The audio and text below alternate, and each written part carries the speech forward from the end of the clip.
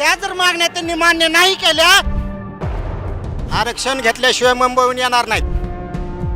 येत्या विधानसभेला तुम्ही आमचे तळवे जरी चाटले ना तरी आम्हाला फसवून वाशीतून परत पाठवलं होतं. मुख्यमंत्र्यांना स्मरण करून द्यायला चाललोय. काही ठराविक पक्षांनीच तो मक्ता घेतलाय का? त्या शपथ तुम्ही विसरलेले आहात. तर येत्या विधानसभेला तुम्हाला कसा घंटा दाखवायचा? नमस्कार, फॉर द पीपल न्यूज मध्ये आपलं स्वागत. मराठा आरक्षण आंदोलक मनोज जरांगे पाटील हे अंतरवाली सराटीमध्ये उपोषणाला बसलेले आहेत आणि त्यांच्या उपोषणाला समर्थन म्हणून पुण्यातील काही कार्यकर्ते हे मुंबईला पायी निघालेले आहेत. हे कार्यकर्ते नेमके मुंबईला पायी का निघालेले आहेत, आरक्षणाविषयीची त्यांची नेमकी भूमिका काय आहे, आपण त्यांच्याकडून जाणून घेऊयात. तुम्ही पुण्यामधून पायी निघालेले आहात, नेमकी काय तुमची भूमिका आहे आणि तुम्ही मुंबईला पायी का चाललाय? जय शिवराय.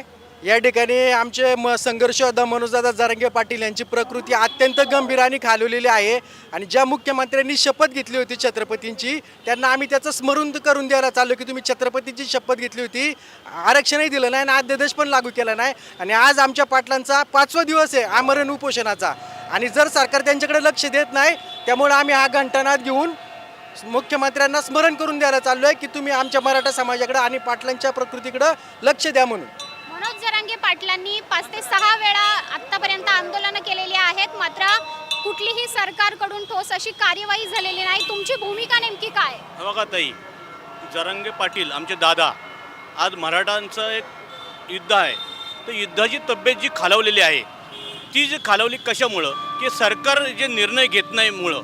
तर सरकारने निर्णय घेतले तर जरांगे साहेबांची आमची तब्येत आणि हे आम्हाला पण काढण्याची वेळ येणार नाही.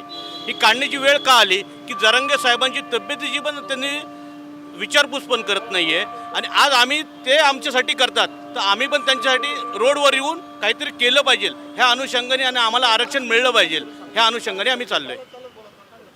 या सरकारनं आरक्षण दिलं नाही असं तुमचं म्हणणं आहे, मात्र गेल्या 35 वर्षात अनेक सरकारं बदललेली आहे. या काळामध्ये सुद्धा मराठा आरक्षणासंदर्भात अनेक आंदोलनं झालेली आहे. त्यांच्याकडून मराठा आरक्षणावरती कुठलीही ठोस भूमिका घेण्यात आलेली नाही. तुमचं काय मत आहे याच्यावर? जय शिवराय. आज आमचा 6 कोटी मराठ्यांचा जीव, आमचं काळीज आज त्या स्टेजवर तरफडत आहे. मराठा समाजाला आरक्षण ओबीसीतून मिळावं या मागणीसाठी सरकारने 6 महिन्यापूर्वी जो अधिसूचना काढलेली आहे सगळे सोयरीची, त्याच्या अधिसूचनाचं आम्हाला फसवून वाशीतून परत पाठवलं होतं. याचा प्रचंड राग या मुख्यमंत्र्यांवर आणि सरकारवर या मराठ्यांमध्ये आहे आणि आज आम्ही स्मरण करून देण्यासाठी चाललेलो आहे मुंबईला की मुख्यमंत्री साहेब, तुम्ही शिवाजी महाराजांची, आमच्या दैवताची शपथ तुम्ही स्टेजवर घेतली होती, त्या शपथ तुम्ही विसरलेले आहात आणि टाळायचा प्रयत्न तुम्ही मराठ्यांना दरवेळेस करत आहात. 35 वर्षात इतकी आंदोलनं झालेली आहेत, मग त्यावेळी कुठलाही निर्णय घेण्यात आलेला नाही, त्यावर तुमचं काय मत आहे? तेच तर आमचे एवढे मराठा मुख्यमंत्री झाले, एवढे आमचे सगळ्यांनी राज्य केलं महाराष्ट्रावर मराठ्यांनी, आजपर्यंत कुणी आम्हाला न्याय दिला नाही. हा संतप्त 6 कोटी मराठ्यांचा हा राग आता सर्वांनाच भोगावा लागणार आहे. ह्या दृष्टीनेच आम्ही आता आंदोलनात उतरलेलो आहे. यामध्ये कुठलीही आरक्षण घेतल्याशिवाय मुंबईहून येणार नाहीत. आतापर्यंत पाटील 1 वर्षापासून उपोषण चालू आहे. खरं तर मराठा आरक्षण प्रश्नी सरकारकडून एक समिती झाली की दुसरी समिती नेमली जातीये, मात्र कुठलाही ठोस असा निर्णय होत नाहीये.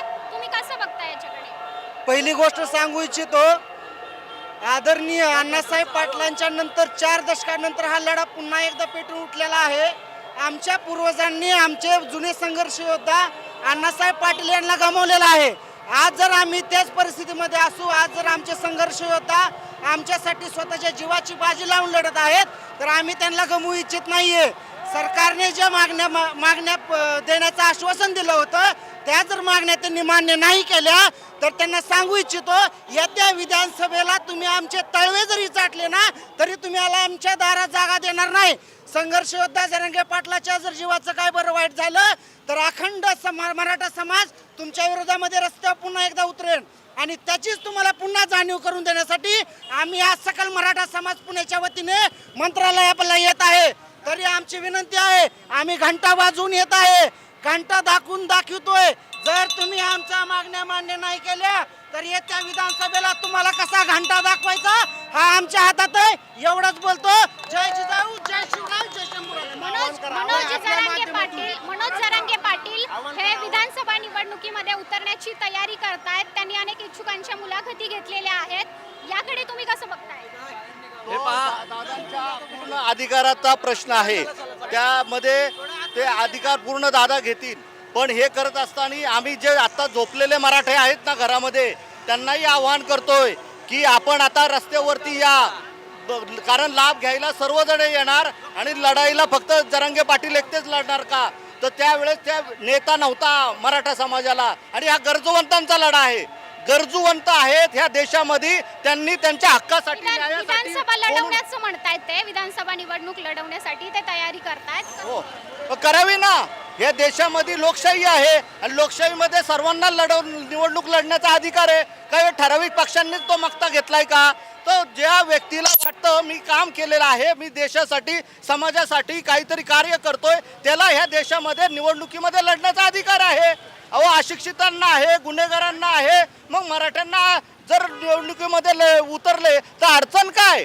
बाकी सगळे समाज उतरलेत जात घेऊन. मराठा सर्वात शेवटी उतरलाय. तर मराठ्यांनी ही लढाई लढली पाहिजे. ज्या लक्षात घ्या, पूर्वी आपल्याला तलवारीने लढायला लागायची. आता एकूणच आपण जर बघितला तर हे पुण्याहून कार्यकर्ते मुंबईच्या दिशेनं पायी निघालेले आहेत. आणि मनोज जरांगे पाटील हे जे उपोषणाला बसलेले आहेत, मराठा समाजाच्या मागण्या सरकारने मान्य कराव्या, अन्यथा मराठा समाजाच्या रोषाला सामोरं जावं लागेल, असाच जो इशारा आहे तो या मनोज जरांगे पाटील समर्थक कार्यकर्त्यांनी दिल्याचं पाहायला मिळत आहे. कॅमेरामॅन रोहित मालकंडेसह मी Madhuri Kulkar, for the people news, Pune. Bharat दुनिया का सबसे बड़ा लोकतंत्र और एनएलसी भारत देश का सबसे बड़ा गैर राजनीतिक मंच. शक्तिशाली लोकतंत्र के लिए राहुल कराट का सार्थक कदम. मुंबई में हुआ ऐतिहासिक प्रथम राष्ट्रीय विधायक सम्मेलन.